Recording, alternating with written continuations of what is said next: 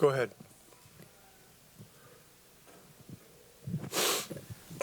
Rick, what did you see from Pascal that kind of helped him get going and helped you guys in turn get going as a team? It was just activity. We played harder tonight, which was a must. They came out really hard too. That was evident. We moved the ball better and we got more rebounds. And I think, we out-rebounded them, and that's obviously a big key to the series. You've been in several of them, but what's different about Game 7s, and how do you have to get your team ready for it differently than other games in a series? Well, it's the ultimate game, and it's a great opportunity. Other than Pascal, I don't know if any of our guys have been in a Game 7. Maybe James Johnson has. This team's been through a lot of new experiences over the last 3.5 weeks, and this will be another new one. And so we'll do everything possible to get them ready. But it's, in Game 7s, it comes down to compete level and, how well you're tied together. You obviously mentioned the rebounding differential. You guys, it was 47-35, 62-38 in the paint. I mean, did it seem like basically everything that you sort of didn't get in Game 5 and you kind of demanded afterwards is sort of what you got from these guys? You feel like they responded in every way that you were looking for? Well, they're both aggression stats. And so, we needed to do better in the aggression department. Game 5 in New York was, Game 5 in Milwaukee was tough, but Game 5 in New York was, I would have to say, our lowest aggression game of the entire playoffs. And so, we didn't have a very fun film session yesterday watching it. But, you go through these ups and downs, and it's, young teams are going to grow. So we'll find out how much on Sunday. You kind of touched on it before, but I mean, you guys got, you got Pascal kind of for games like this. Just how important was having a veteran presence like his when the game could be getting kind of frenetic, particularly in the first half? Look, he's a tremendous player. We got him because we wanted to make the playoffs and be able to advance in the playoffs.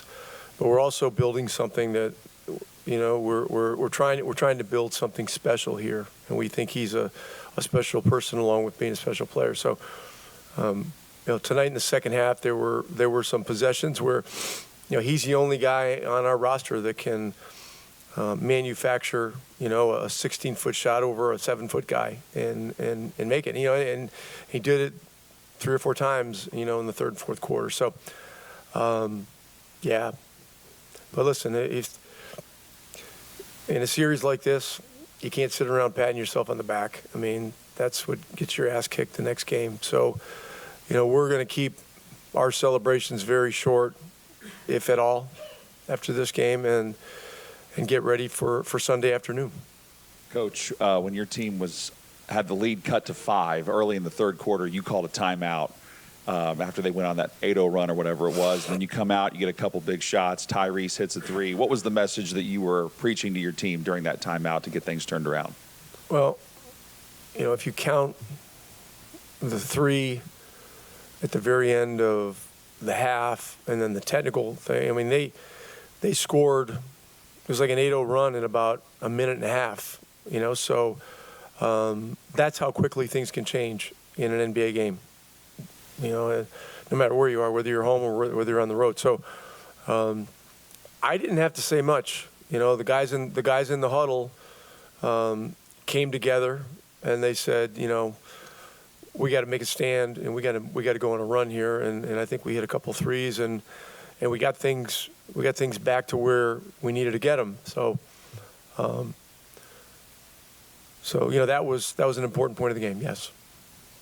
During that stretch, I think Aaron tips an offensive rebound, keeps it alive. Just what has his physicality on both sides of the floor meant to you guys in this series?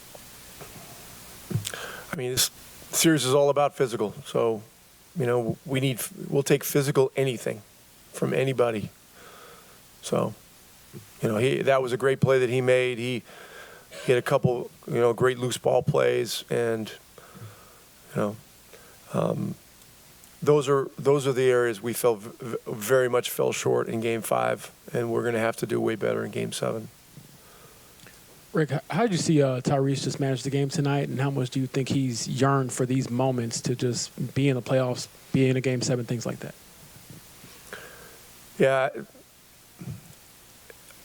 I believe that he understands, what a special privilege it is to play in the playoffs, to advance, to play in the semifinals, and be able to play in a Game 7 on Sunday. I think he has a sense of history. He's a guy that studies the game, and so his aggression, throughout the game was key, because even when he wasn't scoring, it was leading to other good things for us. You obviously got going a little bit in the end, but you guys held Brunson to 2 of 13 shooting in the first half. What did you like about just the force that sort of everybody brought to that matchup? Obviously, more than one guy, but what did you like about just how you guys defended him?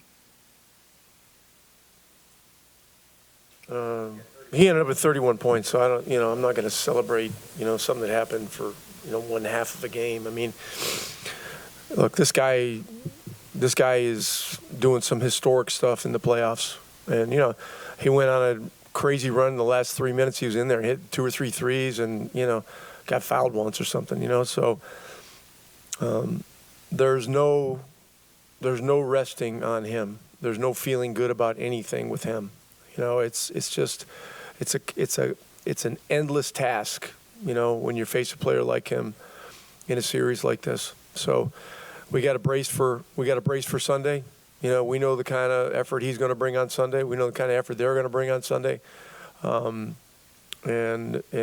we must be ready.